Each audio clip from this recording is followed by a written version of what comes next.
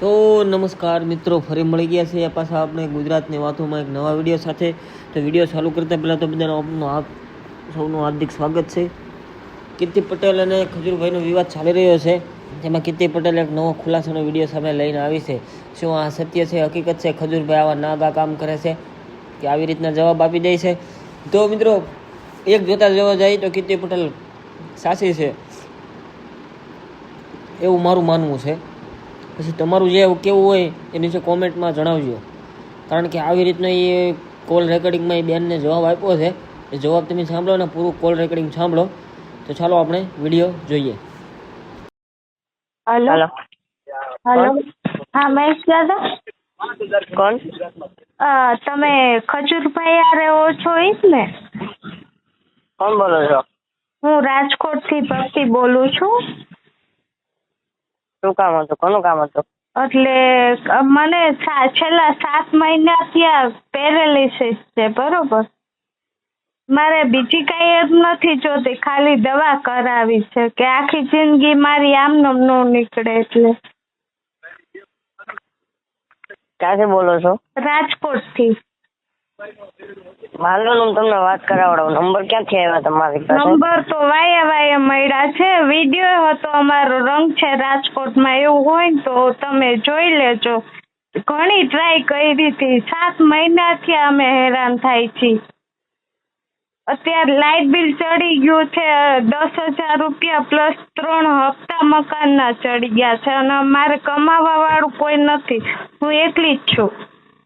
હું હાલો ને તો હું તમને વાત કરાવડો. અત્યારે તો બહાર ગયા છે ને, એમનો ઓફિસનો નંબર છે ને, સેવા માટે બીજો નંબર છે, એમાં કોલ કરીને જોજો તમે એકવાર. ઓકે, બને તો ટ્રાય કરજો પ્લીઝ, બહુ હેરાન થાય છે. હા હા હા. વાળો મારવાનું કીધું. હેલો. હાલો હા, આની પેલા મેં તમને ફોન કર્યો હતો ભાઈ. કોણ બોલો? રાજકોટ થી ભક્તિ માત્રાવાળી. અમે કીધું હતું ને પેરાલિસિસ છે, અત્યારે તો મારું ઘરે આવ્યું ગયું. રોંગ નંબર છે આ.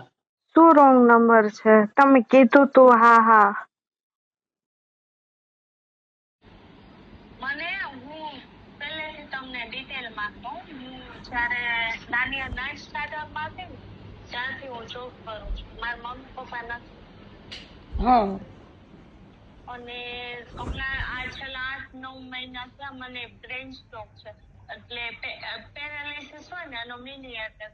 અત્યારે હું તમારી સાથે વાત કરું છું ને એ ન કરી શકતી 3 મહિના પહેલા. એવું? બોલાય નહીં, હલાય નહીં, ખવાય પીવાય નહીં, આમ કોમામાં હેલા ગયા હોય ને એવું છે. પછી રંગ છે રાજકોટ વાળા આવ્યા અમારા ઘરે વિડીયો ઉતાર, તમને કઈ હેલ્પ મળે. પછી અમે એને કીધું કે તમે આ ખજૂરભાઈ નો કોન્ટેક્ટ કરો ને, જો આટલી બધાની હેલ્પ કરતા હોય તો મકાનની, તો અમારે મકાનની કઈ અત્યારે નથી જરૂર એમ. મેં કીધું દવાને અત્યારે દવા કાઢતે મારી ઇન્કમ બંધ થઈ ગઈ, એટલે કઈ છે નહીં આવક ક્યાંયથી, એટલે દવા માટે કીધું તું એને. હા, તો ઈ લોકોએ વાત કરી હતી મીડિયા વાળાએ અમારા સામે, પણ ના પાડી એને. પછી એ નંબર આપ્યો મને, પછી મેં વાત કરી તો કે હા હા કરી, મેં તમને રેકોર્ડિંગ મોકલું છે. હા. અને પછી રોંગ નંબર કહી દીધો. હા, રોંગ નંબર કીધો. અવાજ નંબર સેમ વસ્તુ ઈ જ કે આપણે કઈ વાદ વિવાદમાં કેમ હેલ્પ નો કરી વસ્તુ નથી ઉતરતા આપણે, પણ આપણને જે મનમાં હોય કે ના 100% મદદ કરશે, એ વ્યક્તિ આપણને ના પાડે તો આપણે કેટલું ઓલું થાય. હા, 100%. અને તમારી પરિસ્થિતિ જોઈને તો એક દીકરી, જો તમારા મા બાપ નથી, બરાબર, તો મા બાપ વગરની દીકરીની તો હેલ્પ કરે જ છે ને. કરવી જ જોઈએ, પણ ખબર નહીં હવે દુનિયા સામે તો એવું કે છે ને કે હું કરું છું મા બાપ વગરની દીકરીની હેલ્પ, તો તમારી કેમ ના કરી? અને છેલ્લા હું ખોટું કઈ નથી, અમે એમ કીધું તમે જોઈ જાવ. પછી મેં મેસેજ પણ કર્યો, મેં કહ્યું તમને જે ચાર્જ થશે ને હું કમેન્ટ રિટર્ન કરી દઈશ તમને, એ મેસેજ સ્ક્રીનશોટ મોકલો. પણ વાત એ છે કે કઈ આન્સર જ દે પછી એમ. અને પછી આ ફોન નથી ઉપાડતો. આપું એક બીજો નંબર આપું તમને?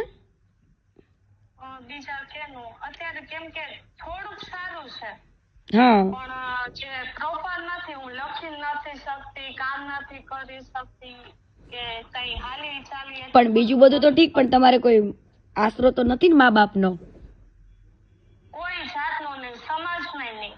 આમ કે લુહાણા સમાજમાં આમ તેમ, અમારા સમાજના તમને સ્ક્રીનશોટ મોકલું. જે અમારા સમાજના મેઇન જે કરતા હતા છે ને ગ્રુપ, એને એવું કીધું આ વાત વ્યાજબી નથી કે કેમ? ભાઈ હવે આમાં શું કરી શકી ખબર નહીં, તમને મેસેજ મોકલીશું. હા એને એવું કહી દીધું કે આ વાત વ્યાજબી નથી લાગતી આ છોકરીને. તો હું શું કરી શકું? હું ડાયરેક્ટ વાત કરું કેમ કે મારી સપોર્ટમાં કોઈ વાત કરવા વાળું નથી. હા 100% સાચી વાત છે. કેમ વ્યાજબી નથી આજે? ખબર નહીં, પછી મેં મૂકી દીધું, કઈ વાંધો નહીં, જે થાય હવે ભગવાન ઉપર. બીજું આપણે શું કરીએ? રાજકોટમાં કઈ જગ્યાએ રહેવાનું? બરાબર છે, હા ત્રિકોણ બાગ પાસે. હા કાંઈ વાંધો નહીં, તમ તારે એક નંબર આપું છું, તમે ટ્રાય કરી જુઓ, ના થાય તો તમે તારે મને કહો એટલે આપણે છે ને. બેંકના આના લીધે હપ્તાય ચડી ગયા. જ્યારે અમારે જરૂર હતી ને દવાની જ હતી કે ના સારું થઈ જશે, આપણને સ્ટાર્ટિંગમાં ખબર પડી ગઈ હતી કે આપણા મગજની નસલ સુકાય છે તો એની દવા થઈ જાય. ત્યારે અત્યારે 8 મહિના થઈ ગયા છે. હા એના લીધે હપ્તા નથી ભરી શક્યું. અત્યારે મકાન વેચવા કાઢ્યું છે બેંક વાળા. હા અત્યારે આ હાલતમાં હું ક્યાં જાઉં? હા નાનો ભાઈ છે મારો, ઈ ક્યાં છે? ઈ નથી કઈ કમાતો કરતો કે નથી એનું ભણતર કઈ સાચું કે એને કોઈ નોલેજ નથી. હા સાચી વાત છે. તો મારી વાત કોઈને યોગ્ય નથી લાગતી, અમારા સમાજના લોકોને યોગ્ય નથી લાગતી. ના ના, સમાજને બી હેલ્પ કરવી જોઈએ ને, આવા જે લોકો જે હેલ્પ કરે છે ને એ લોકોએ હેલ્પ કરવી જોઈએ. મેં ક્યાં કેટલો કોન્ટેક્ટ બધાનો કર્યો, એવું નથી. છેલ્લે લાલભાઈ આહિર કરીને છે રાજકોટના, એનો હેલ્પ માટે કીધું, એને કે રિક્વેસ્ટ કરી હતી. તો એમને શું જવાબ આપ્યો? એને કઈ જવાબ એને નહીં થાય એમ કીધું. હા હા કર્યું, પછી જવાબ જ નથી આપતા. પછી કેમ એ તો બિચારા કરીને છે. એમ નહીં, લાલો આહિર તો અત્યારે ખજૂરને નજીક છે, કેમ નો થાય? કોને ખબર, એને કીધું તું, એને બધી મારી વાત કીધી અને ફોનમાં વાત કરી, એ રેકોર્ડિંગ છે, પણ એને ના પાડી. પછી અમદાવાદ નિકોલમાં મામા સાહેબ છે, હું બહુ નથી ઓળખતી, હકુબા કરીને છે. હા હા એને કીધું, એને કીધું છેલ્લે મેસેજમાં એને એમ કીધું કે બેન હું તમને કઈ સપોર્ટ નહીં કરી શકું, પ્રાર્થના કરી દઈશ તમારા બધી. મેં કીધું ઠીક છે, આપણે ઈ જ કીધું. પછી ઘણા લોકો છે ને ખોટા વ્યક્તિના હાથમાં દાન આપે છે ને, હકીકતે જ્યાં પહોંચવાનું હોય ત્યાં ડાયરેક્ટ આપી દેતા હોય તો વધારે સારું. તમારા જેવા વ્યક્તિને જે જરૂર હોય ને. અમે કાઈ નથી કીધું, આમ પૈસાની માંગ નથી કરતા, જે છે એ તમે કરી દો. અમે એના માટે અમે એ જ રિક્વેસ્ટ કરી દીધી કે દવા છે, જે દવાની જરૂર છે એ કરી દો. કારણ કે હું દવા લઈ શકું ને એટલા પૈસા નહોતા. ન્યુરોલોજીસ્ટ નું કાઈ નહીં, દવાનું સાંભળો, તમે ટેન્શન ના લે બકા, દવાનું તમ તાર હું કરાવડાવી દઉં છું. અત્યારે એક ડોક્ટર ને વાત કરી છે ને ઇન્જેક્શન નું ને બધું, એમ કીધું કે અમદાવાદ થી આવશે, રાજકોટમાં નથી. તો મને કઈ HIV વાળો મેસેજ કર્યો તો એ કોનો છે? હા એ ઘણો ટાઈમ પેલા, હું પોતે જ છું, એ મારી મમ્મી ને હતું, એમાંથી મને. એવું છે?